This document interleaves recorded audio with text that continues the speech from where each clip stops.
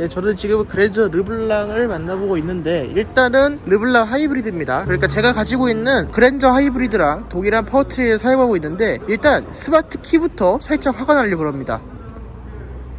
왜 원격 시동이 들어가 있죠?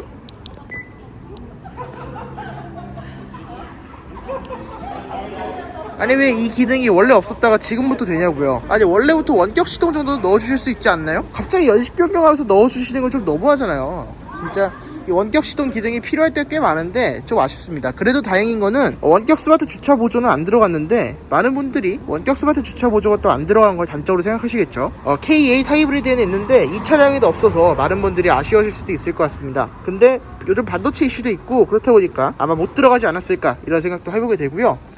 전면부 같은 경우에는 그냥 익스클루시브 프리미엄 트림이랑 동일합니다. 그냥 뭐 별별로 달라질 거 없고요.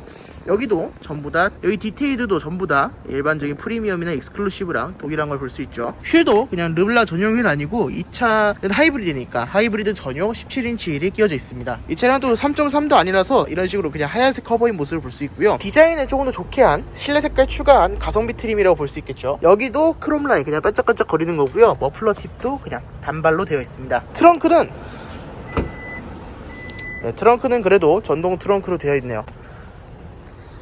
근데 아쉬운 점은 이 테일램프가 전구 깜빡이로 되어 있다는 점이 좀 아쉽습니다. 이게 뭐 많은 분들이 크게 못 느끼실 수도 있는데 그랜저 타시는 분들이라면 아마 공감하실 거예요. 저 차 테일램프가 깡통 테일램프냐 프로션 테일램프냐에 따라서 이 약간 차를 보는 시선이 달라집니다. 아, 저 그랜저는 시대가 언젠데 아직도 전구 깜빡이를 쓰고 있어, 이런 시선도 살짝 갖게 되고요. 네, 근데 기존 그랜저에 비해서 너프가 된 부분도 있습니다. 바로 이 하이브리드 엔진 커버. 이게 원래는 여기가 은색이었고 이쪽으로 크롬띠를 둘러줬었고 이 하이브리드 배지도 별도 배지였어요. 근데 이제 그냥 플라스틱 덩어리 하나로 통합시켜 온 모습입니다. 이거 얼마 한다고 원가를 줄이냐 그럴 수도 있는데 사실 뭐 원가 줄이는 방법이 다양한데 그 중에서 이런 쓸모없는 거 줄인 거면 그나마 낫죠. 근데 엔진룸 좀 자주 열어보시는 분들은 개인적으로 조금 실망하실 수도 있지 않을까 이런 생각을 하게 됩니다. 이쪽으로 보강제는 좀 많이 들어가 있는 것 같은데 이따가 저희 그랜저 캘리그라피 한번 가져와서 비교해 보도록 하겠습니다.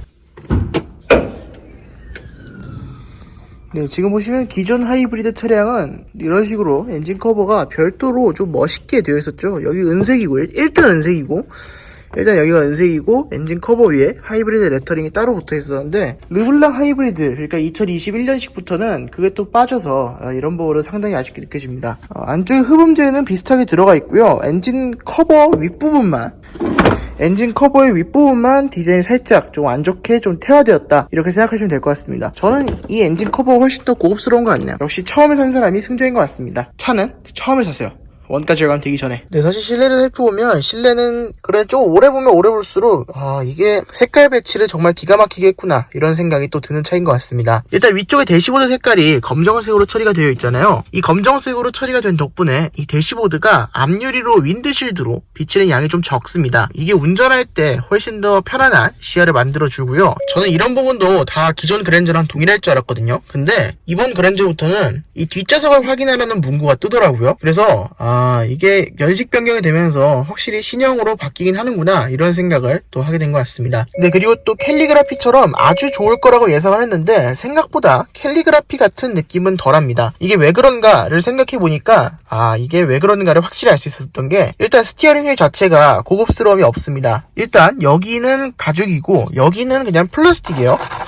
근데 캘리그라피는 여기에 나파 가죽으로 되어 있다 보니까 굉장히 고급스러운 느낌이 딱 나는데 이 차량은 그냥 플라스틱으로 되어 있다 보니까 생각보다는 그렇게까지 럭셔리한 느낌을 못 내주는 것 같습니다. 그리고 시트도 딱 봤을 때는 좋아요. 딱 봤을 때는 진짜 국산차와 고급스러움을 이렇게까지 만들어낼 수 있구나 이런 생각이 들 정도로 색감은 진짜 좋은데 딱 만져보면 여기는 지금 우레탄이고요. 나파 가죽이 아니라 그냥 가죽을 쓰고 있어요. 그래서 보이는 시각적인 만족도에 비해서 앉았을 때의 만족도 혹은 만졌을 때의 촉감적인 만족도가 그렇게까지 높진 않습니다. 일단 또 마음에 드는 부분은 이쪽 부분입니다. 이 터치 공조기까지는 오케이, 저희 차도 있으니까. 그런데 여기 버튼, 멍텅구리 버튼이 없어졌습니다. 이 차는 이제 뒤에 선쉐이드가 없어서 그런 거기도 한데 드라이브 모드, 이 파킹, 이 어라운드 뷰 요 한 덩어리로 묶어놨습니다. 그리고 버튼의 크기를 각각 조금 더 키웠고요. 그래서 이게 훨씬 더 기존 하이브리드에 비해서 명확한 느낌을 줍니다. 네, 보시면 여기 멍텅구리 버튼 사이에 하나 있죠? 제가 이걸 말씀드린 겁니다. 이거 좀 멍텅구리 버튼 좀 이렇게 좀 빼주지. 이게 굳이 여기 들어있어야 되나 싶어요. 이게 어디에는 들어가는 거냐면 3.3에 원격 스마트 주차 보조가 있으면 여기에 버튼이 채워지고요. 그게 없는 2.5나 하이브리드 같은 차량은 다 여기가 비어 있습니다. 3.3을 전용으로 만들고 나머지 부품들은 공용으로 썼어도 되지 않나 이런 생각이 듭니다. 이 차량은 이렇게 세 가지로 딱 묶어놓으니까 멍텅구리 버튼 없이 오히려 이 차가 더 풀옵션 같은 느낌을 보여줍니다.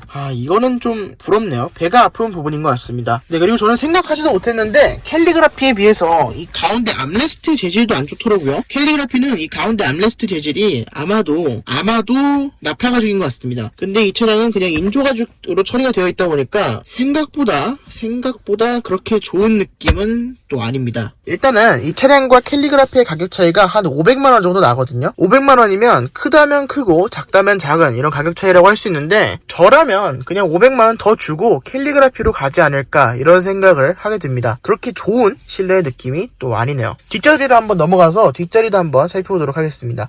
역시 그랜저답게 시트가 광활하게 넓긴 합니다. 일단 후면에 딱 타면 아쉬운 점이 느껴져요. 여기 아니 이게 비어있어요. 이게 비어있으면 여기가 원래는 무슨 역할을 하던 것이냐, 원래는 JBL 스피커 옵션에 들어가면 뒷좌석 리모컨이 들어가던 자리입니다. 근데 이 차량은 르블랑인데 JBL이 들어가지 않다 보니까, 정확히는 JBL이 들어가지 못하죠. JBL이 들어가지 못하다 보니까 그냥 비어있는 것을 볼 수 있습니다. 이 그랜저에서 JBL이 안 들어간다는 게 좀 치명적이에요. 이 리모컨이 안 들어가니까 일단 고급감이 떨어지잖아요. 그래서 르블랑에서 한 100만원짜리 옵션이라도 제공해줬으면 좋았을 뻔했는데 이런 식으로 지금 제공이 안 되고 있는 점은 상당히 아쉽게 느껴집니다. 그리고 아쉬운 점은 이 텔레스코픽, 틸트 앤 텔레스코픽이 수동이란 점이에요. 개인적으로 이게 너무 아쉽습니다. 틸트 앤 텔레스코픽이 수동이라니, 이건 조금 그랜저의 착급에 맞지 않는 그런 방식이 아닐까 이런 생각을 하게 됩니다. 옵션이 조금 더 있었으면 좋겠어요. 일단 JBL이 있었으면 좋겠고, 그 다음에 실내 가죽 소재를 변경할 수 있는 약간 디자인 플러스 같은 옵션이 좀 있었으면 좋겠습니다. 그리고 또 각종 편의사양, 조수석에 워크인 디바이스도 없죠. 현재 조수석에 워크인 디바이스랑 운전석에 메모리 시트, 이 틸트 앤 텔레스코픽 정도만 전동식으로 추가를 해준다면 아마 그랜저 르블랑을 선택하기에 무리가 없지 않을까 이런 생각을 하게 됩니다. 이렇게 또 현대차 옵션질을 당하는 건가요? 이렇게 가다가 또 이 돈이면 익스클루시브 사지 이러고 익스클루시브 갔다가 이 돈이면 캘리그라피 사지 이러고 캘리그라피로 가는, 그래서 제가 내리는 총평은 가성비로 탄다 그러면 그랜저 르블랑 무조건 추천합니다. 진짜 가성비로 타신다면 정말 무조건 추천합니다. 그런데 만약에 그랜저 르블랑을 정말 진지하게 고급스러워서 산다 그렇다면 저는 돈을 좀 더 보태서 캘리그라피로 가시는 걸 권유드리고 싶습니다. 진짜 이게 고급스러운 차는 맞는데 고급스러워 보이는 것과 실제로 탔을 때 고급스러운 건 약간 차이가 있거든요. 그래서 르블랑을 고급감 때문에 선택하시는 분들이라면 일단 차에 한번 앉아보시고 결정하시는 게 좋을 것 같습니다. 네, 그럼 지금까지 그랜저 르블랑을 살펴봤는데요. 개인적으로 만족스럽긴 하지만 캘리그라피에 비해서는 역시 좀 안 되는구나 이런 생각이 들었습니다. 어쨌든 그랜저 르블랑 리뷰는 여기까지입니다. 구독과 좋아요 부탁드립니다. 감사합니다. 지금 딱 앉았을 때 그리고 만졌을 때 느껴지는 촉감, 내부에서 느껴지는 고급스러움을 봤을 때는 르블랑에 비해서는 당연히 캘리그라피가 좋습니다.